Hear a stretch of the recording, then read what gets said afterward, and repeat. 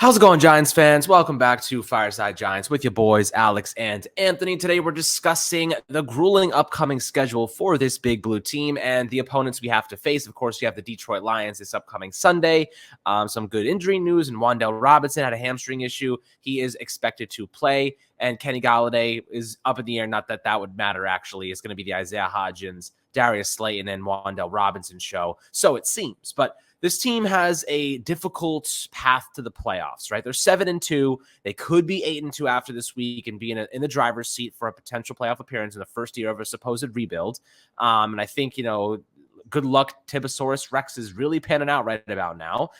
Definitely has left his mark on this team and, has turned into our good little luck charm.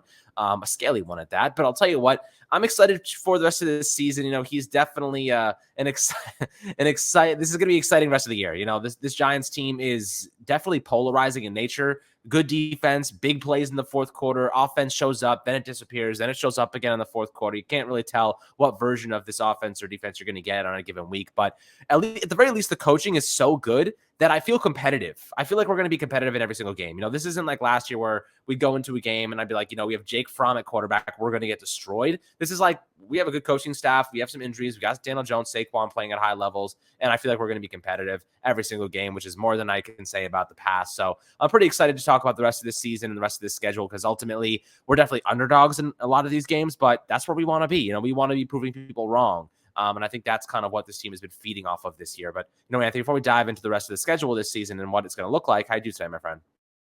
I'm doing great. You mentioned it. The Giants are pretty close to being in that driver's seat, but they're not quite there yet. Now, they are technically only one game back of the first seed in the NFL. If they were to beat Philadelphia tomorrow, they'd have it, but they're not playing Philadelphia tomorrow. Instead, this weekend, they're playing Detroit, and they don't play Philadelphia for another few weeks here. So it's going to be interesting to see how the Giants can play in the meantime before they get to that crucial first Philadelphia matchup, because that's really where the season gets made, in my opinion. When we do start to look towards, the rest of the games on the schedule, and we talk about those games against Philly, the one at home and the one away, those are the most important games on the season for the New York Giants. That's just the way that it's shaped out. You look at the NFL playoff picture. Right now, the Giants firmly hold the 5th seed. They are a playoff team, and they have a 2-game lead over the 7th seed. So it would take a lot for the Giants to be booted out of the playoffs right now. They're 7-2. The 49ers currently hold the 7th seed at a 5-4 record, and the 49ers aren't even that good of a team.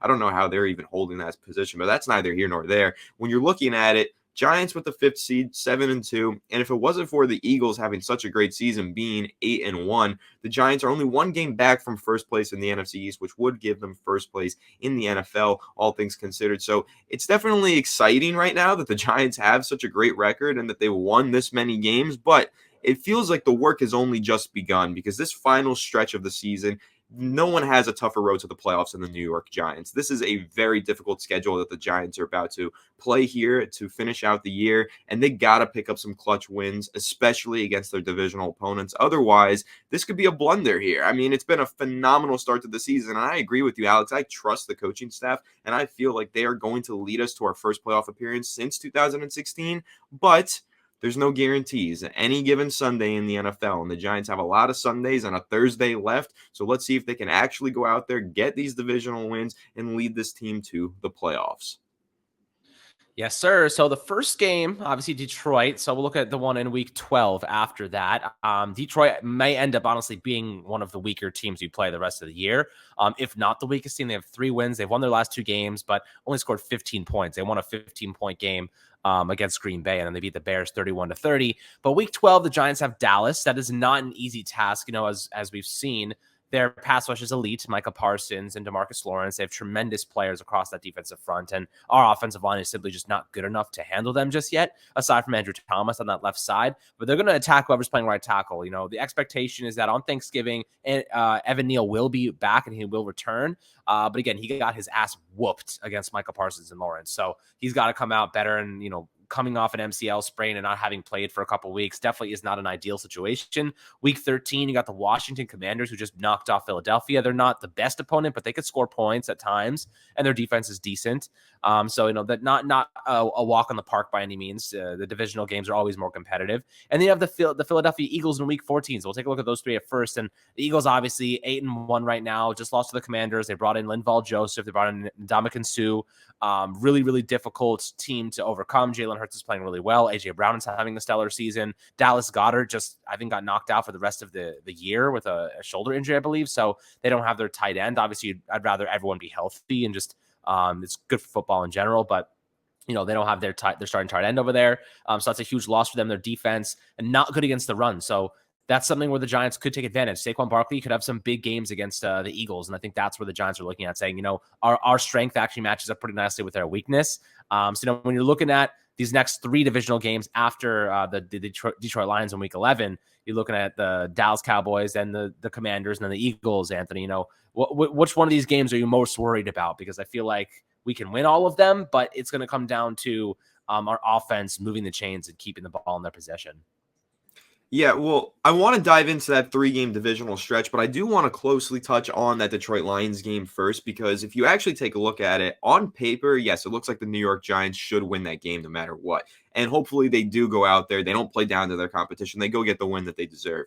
But the Lions are a sneaky good team in a way where they've actually put up some pretty high-scoring performances. They've topped 30 points 4 times this season, and they've also topped 40 points in a game 1 time this season. So the New York Giants do need to be careful going into this game, not to get too confident, not to get cocky and play down to their competition. Because like I said, the Detroit Lions, yeah, they're a bad team. They don't have enough talent to be a winning football team right now. But they have enough talent to put up 30 points on any given Sunday. And the Giants haven't done that in, I think the number is 36 consecutive games. It's something bizarre like that. It's been a long time since the Giants offense, it's been multiple head coaches since the Giants offense has topped 30 points in a game. So this game can't turn into a shootout. If the Giants want to win this game, it has to be by the same formula that they've won the rest of their games. Low scoring, efficiency, don't turn the ball over, win the game that way. That's what the Giants need to do to keep this winning streak going against the Detroit Lions. But looking at that 3-game stretch of divisional opponents right after that,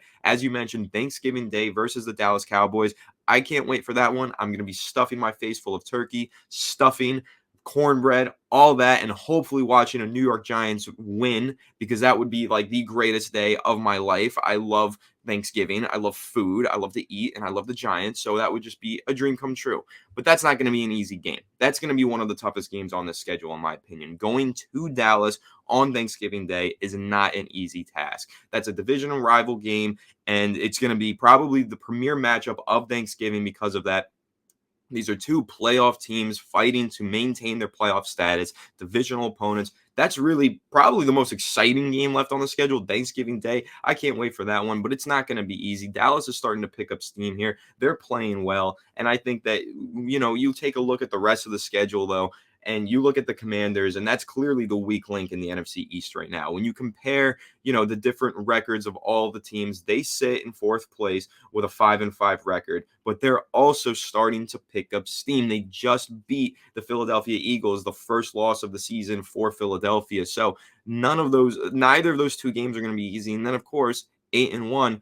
Philadelphia, thankfully, this is the home matchup here. We have to wait a few more weeks to get into Philadelphia, but that matchup against Philly at home, that's a must-win game to me. So you ask me which of those 3 is the most important? It's that one, because that's your home game against Philadelphia. The Giants historically over the past few years don't do too well going to the Lincoln and playing Philadelphia. That, for some reason, in that stadium, it's been rough for the Giants. Now, I believe in this coaching staff to kind of change that pattern and switch it up here, but when you've got the Eagles at home, the Giants have had a lot of winning success at home this season. They've been really good at home. MetLife has been rocking. Giants fans have done a great job rallying behind this team, and a lot of that credit to Brian Dable getting everybody reinvested. But when the Giants are hosting Philadelphia this season, that stadium needs to be packed, and the Giants need to be on their A game. That needs to be the best football game that Brian Dable has ever coached, because I think that is a must-win game that can change the course of the New York Giants season. They win that game against Philadelphia,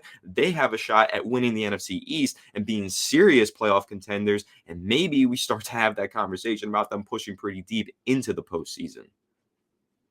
If the Giants can win even 50% of their games against divisional opponents the rest of the year, they're in good shape. That means you knock off the Eagles once. Maybe you beat Dallas. You beat the Commanders twice. Like you said, that home game against Dallas is the big, against the Philadelphia Eagles is the big one. Then after you play the Eagles, it's just crazy, because it goes Dallas, Washington, Philadelphia, Washington again. Then you have to play the Minnesota Vikings, who obviously have Justin Jefferson, Dalvin Cook, and have just tremendous, TJ Hawkinson now at tight end. Really good team, really good offense, but they keep it close. The Giants defense will keep it close. And then the Indianapolis Colts, who have been very disappointing this year.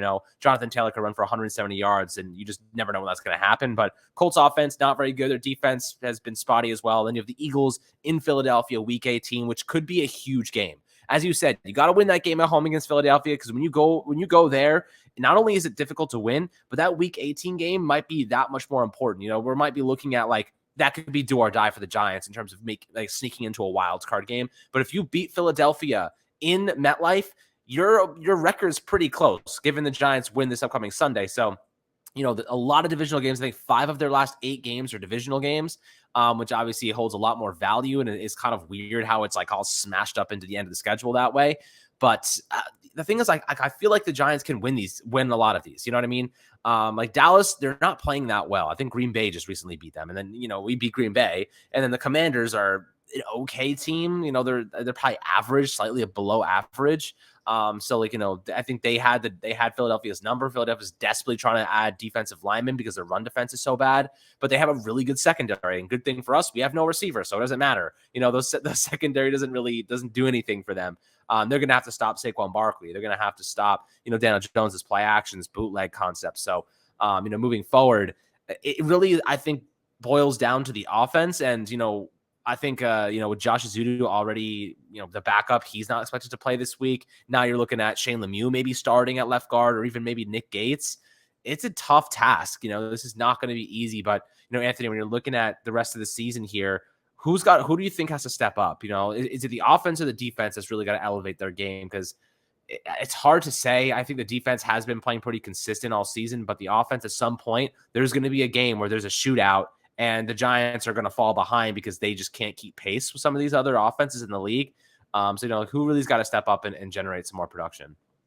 Yeah, I mean, those are my thoughts exactly. I think that the defense has done a great job this year, but we know that the offense has kind of just gotten by. They've relied on a heavy rushing attack, and Saquon Barkley has kept them in and led them to a lot of wins. But in order to win some of those more difficult games, especially when you look ahead to the postseason and you look ahead to a team like Minnesota, who has the opportunity on every Sunday to put up a high volume of points, the Giants offense needs to start hanging with some of these other teams. And right now, they're not. Again, they're doing enough to win. They're doing a great job feeding Saquon Barkley, running the offense through him. Daniel Jones playing conservatively, but keeping the ball clean and putting the team in position to succeed, getting first downs, moving the chains, and getting into the red zone and converting to touchdowns. That's the winning formula for the New York Giants. But what happens when that formula doesn't work on a Sunday? Then you have to start throwing the ball. You have to start getting the ball in the end zone, scoring points in a high volume setting like the Vikings do, like Philadelphia can, like Dallas can. This is something that the Giants are going to have to start proving to themselves that they can do. They need to eventually top 30 points. The defense, like I said, I think they're doing a great job. They're maintaining the stature of the game, right? They're holding the other teams to a low number of points so that the offense can get by. But there's going to be a game where the defense is going to play a little bit off, and one of these teams is going to hang 30 points. What does the Giants offense do to respond to that? How do they respond? Can they top 30 points and get a shootout victory? We haven't seen it, so I don't know. I would be inclined to say no because they haven't done it yet, but I don't want to totally disbelieve that. You never know. Brian Dable is a great offensive coach. Mike Kafka is a great offensive coach, but if there is one half of the team that needs to step up and start playing better, by far, it is the offense. They have not proven that they can put up a lot of points, top 30 points. They haven't done it yet. So over this tough stretch of the final course of the season, the Giants offense is going to have to play better, and they're going to have to start putting up more points in order to be really competitive heading into the postseason. But I also want to highlight one other thing on the schedule here, Alex. When we're talking about that game against Washington, right? I know Washington is like the only divisional opponent that we feel like really comfortable that we can beat here because they have the lesser record and everything. But take a look at how this schedule goes. So you mentioned week 13, we play Washington. Then week 14, we play Philly. Then week 15, we travel to Washington to play them again.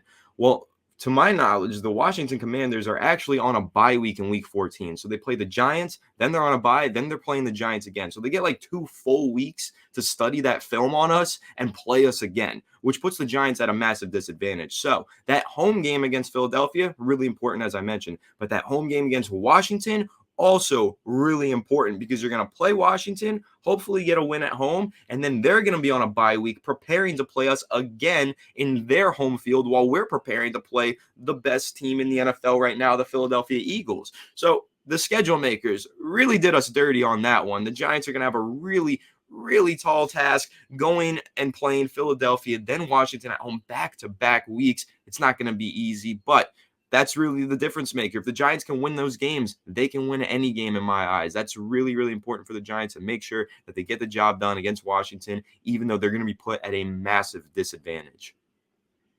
Yeah, I didn't even see that. That's tough. Yeah, I mean, 2 weeks to study, that is a kind of a shitty thing to do. I don't know how they generate these schedules. Maybe it's automatic, but playing the Giants, having 2 weeks to study them and then play them again kind of sucks, especially if the Giants have to kind of get beat up that week off there. So interesting. Yeah, this is definitely not an ideal schedule for the Giants by any means. I know that they have the toughest schedule remaining in football with a 63.3% opponent win percentage. The Colts come in second place at 61.1%. So the Giants, I mean, they're playing winning football teams. You know what I mean? Like they're playing the Eagles, they're playing the Cowboys, they're playing the Vikings, and the Eagles twice at that. So it's difficult. But end of the day, you know, we like to be underdogs. The Giants have been feeding off of that underdog energy, and I think that ultimately it's been fueling them to win football games and be competitive. So we'll see how they move forward here. My friends, always love to hear perspectives below in the YouTube comment section on this remaining schedule. And I think you guys are going to kind of feel the same way as, you know, bring it on. You know, we've been saying this all year. We've been definitely feeling as though this team is competitive and can fight, and they've got the passion and the grit to, you know, really grind these wins out. And they've been doing that. So I'm excited to see if they can continue doing that and building on the success and momentum. So as always, my friends, enjoy the rest of your day. Enjoy a nice Guinness. Like, subscribe, and we'll catch you guys on the next Fireside Giants episode.